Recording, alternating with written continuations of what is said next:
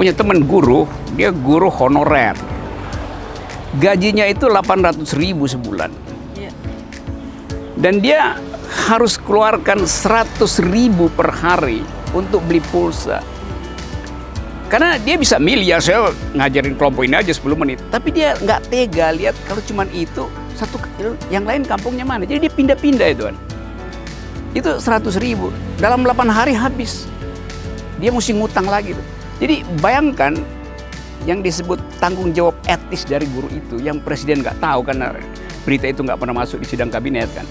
Itu mempertontonkan potensi.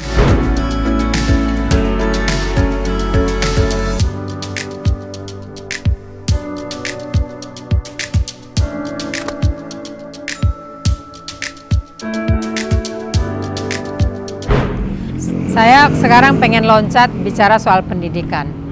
Karena saya kira kita semua punya concern terhadap pendidikan. Ini COVID ya. Dan kita nggak tahu nih berakhirnya COVID kapan. Apakah, saya nggak yakin juga karena saya banyak juga di PMI bersinggungan dengan informasi-informasi ini, dengan orang lapangan. Sampai dengan akhir tahun saya nggak yakin kondisinya akan membaik gitu.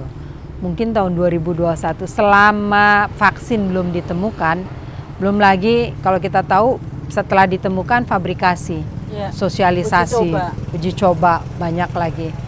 Dan kalaupun ditemukan kita belum tentu bisa pesan. Betul, karena berebutan juga kan.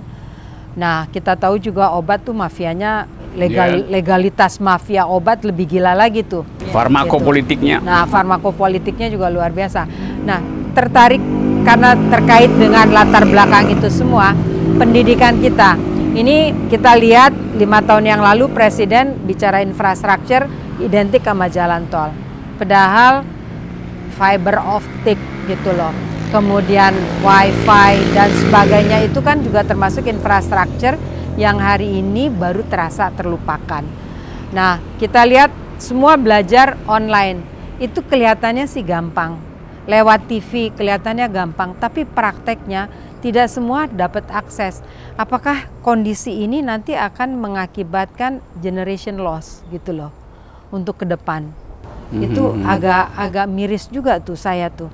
Kalau misalnya anak-anak kehilangan waktu 1 tahun, 1,5 tahun, persoalannya bukan hanya dalam 1,5 tahun, tapi implikasi dari 1,5 tahun itu akan berdampak panjang. Bung Rocky ngelihatnya gimana ini? Saya punya teman guru, dia guru honorer. Gajinya itu 800.000 sebulan. Iya. Kita nih sama-sama guru soalnya. Oh iya, kita sama guru. Dan dia harus keluarkan 100.000 per hari untuk beli pulsa. Karena dia bisa milih, ya saya ngajarin kelompok ini aja 10 menit. Tapi dia nggak tega lihat kalau cuman itu, yang lain kampungnya mana. Jadi dia pindah-pindah itu kan. Itu 100.000, dalam 8 hari habis. Dia mesti ngutang lagi tuh.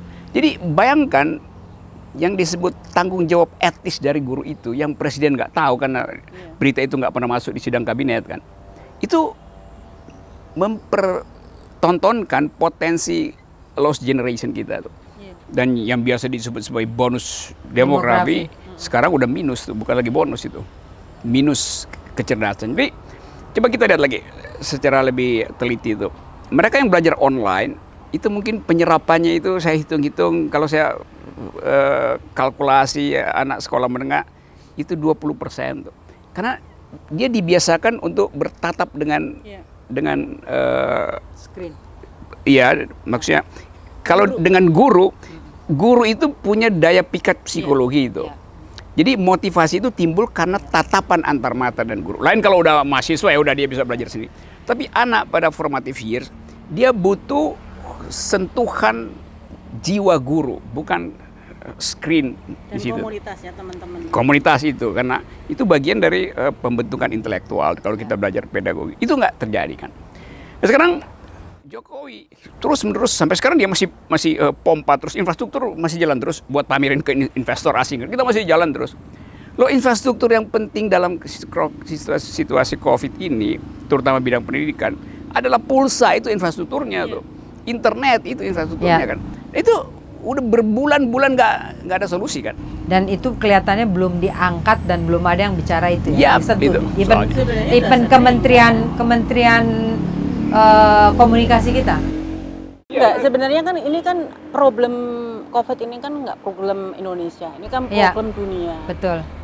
Kita bisa lihat apa saja yang dilakukan oleh orang lain, termasuk negara tetangga kita Malaysia. Malaysia pertama yang mereka gratiskan internet, gitu kan, clear gitu kan. Artinya minimal mereka paham persoalan yang harus dihadapi. Tetapi sekali lagi dunia pendidikan kita itu memang miris, Ki. Jadi dengan sebelum COVID pun ini kan banyak sekali guru honorer, dan guru honorer itu tidak bukan horor ya. Jadinya horor. Jadinya horor. Gimana nggak horor ketika satu SD itu di SD saya itu SD negeri itu SD saya dulu itu guru PNS-nya itu SD negeri ya, guru PNS-nya hanya 3 orang, satunya kepala sekolah, yang lain semuanya honorer. Nah, artinya dengan gaji yang tadi, artinya dengan tatap muka pun dengan gaji segitu gimana kita bisa memastikan secara quality gitu kan, kualitasnya. Ditambah lagi sekarang mereka tidak hanya kesulitan untuk membeli data, bahkan banyak, ini tidak hanya di kampung-kampung, mungkin di sekitar Bogor aja masih banyak, di Jakarta aja juga masih banyak gitu kan. Kalau mereka satu keluarga itu punya 3 anak, sementara bapak ibunya cuma punya 1 handphone gitu kan, itu pertama ayahnya dulu yang merelakan ke kerja nggak bawa handphone, dipakai untuk anaknya sekolah di rumah. Nah kalau anaknya 3 tuh ganti-gantian, udah alatnya kecil dipakai bergantian. Itu asumsinya lah kalau mereka bisa beli pulsa gitu. Jadi ini persoalan yang luar biasa menurut saya. Jadi tidak hanya sekedar bahwa karena COVID kita bisa shifting dari konvensional ke daring dengan menggunakan IT dan sebagainya. Persoalannya adalah prasyarat untuk itu kita lemah sekali.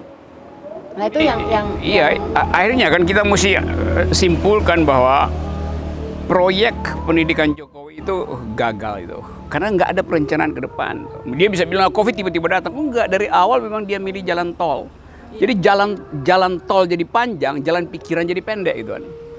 Karena pendidikan yang mestinya menghasilkan orang yang cerdas itu ditambah dengan krisis ekonomi, maka stunting yang udah 90 juta orang itu, 9 juta balita itu, 9 juta murid itu akan diperparah dengan kualitas pendidikan yang sifatnya daring hari ini. Oke lah, kita misalnya nggak menyalahkan infrastruktur karena itu dulu dibangun belum ada COVID, tanpa asumsi COVID. Tanpa asumsi COVID. Nah sekarang sudah ada COVID, pemerintah punya dana untuk pendidikan, kan ada amanat konstitusi affirmative policy-nya 20%, cukup besar, lebih dari 400 triliun gitu kan. Tetapi itu nggak bisa ada realokasi atau refocusing untuk menyesuaikan kondisi pandemi tersebut. Justru yang kita dengar pemerintah mempunyai CSA mengalokasikan anggaran untuk yayasannya konglomerasi gitu kan.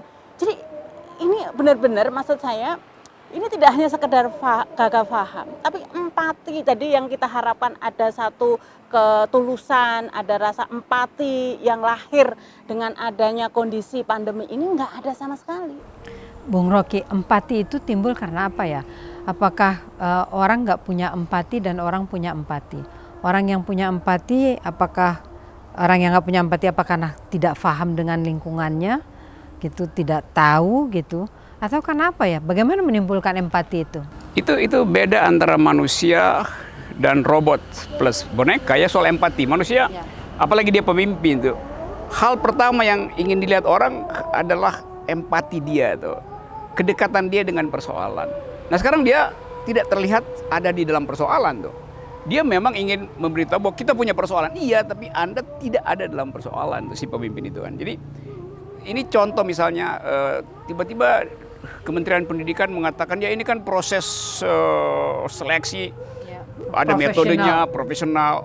Jadi dia nggak paham bahwa kenapa ada Muhammadiyah, kenapa ada NU, karena negara nggak mungkin membiayai seluruh sistem pendidikan nasional.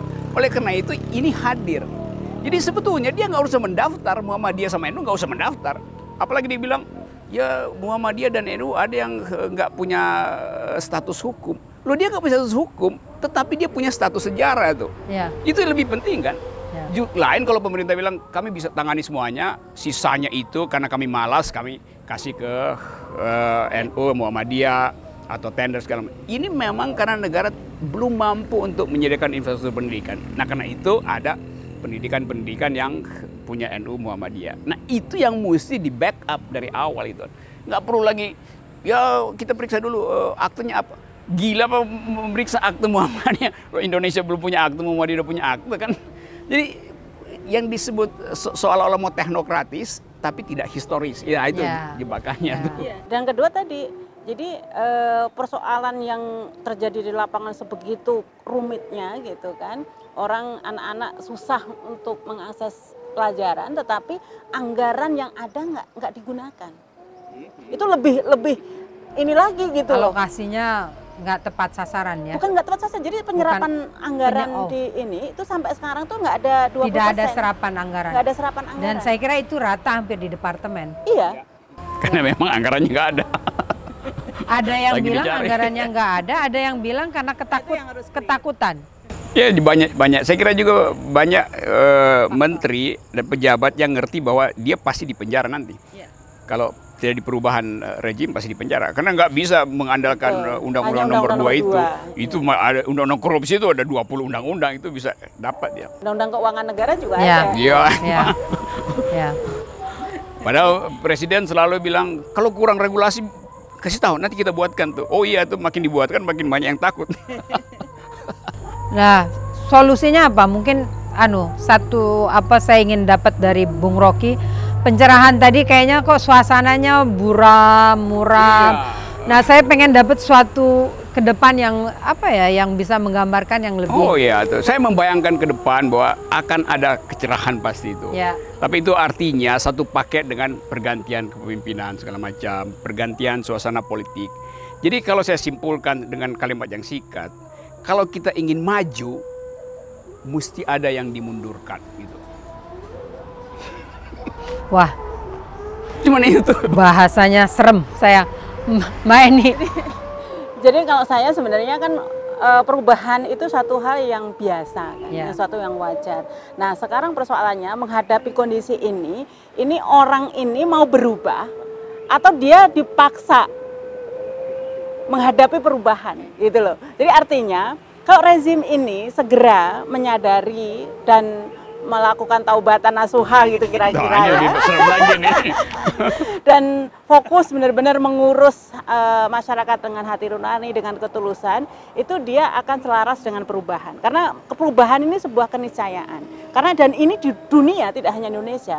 Jadi pandemi ini akan mengubah tatanan tidak hanya new normal, tapi norma-norma baru yang berlaku di seluruh dunia. Nah, sekarang pemimpin kita hari ini mau dengan sukarela mengikuti perubahan itu atau mereka harus dipaksa berubah. Nah, persoalannya kalau dipaksa berubah itu memang cost-nya terlalu mahal juga buat mau sukarela mundur atau dipaksa mundur, kira-kira begitu. Semoga tidak terjadi atau semoga terjadi lebih cepat. Ya, kita berdoa yang terbaik. Kita berdoa yang terbaik buat bangsa, buat masyarakat. Terutama masyarakat mayoritas kita kan masyarakat yang di bawah. Sudah lama berpuasa mengharapkan kapan hadirnya janji konstitusi mensejahterakan seluruh masyarakat, mencerdaskan kehidupan bangsa, bukan semakin malah kita semakin terpuruk gitu. Ya. Baik, saya kira cukup pembicaraan kita sore ini. Terima kasih sudah sangat mencerahkan Bung Rocky, Mbak Eni. Nggak semakin pesimis kan? Sekarang bingung nih antara pesimis dan optimis. Kita di tengah nih, terus terang aja. Kita antara pesimis dan optimis, kita determinis itu. Nah itu. Melangkah. Betul. Di antara dua tetap gitu. The show must go on. Yes. Terima kasih. Salam akal sehat. Salam sehat. Salam akal sehat dan salam sehat. Salam BWM.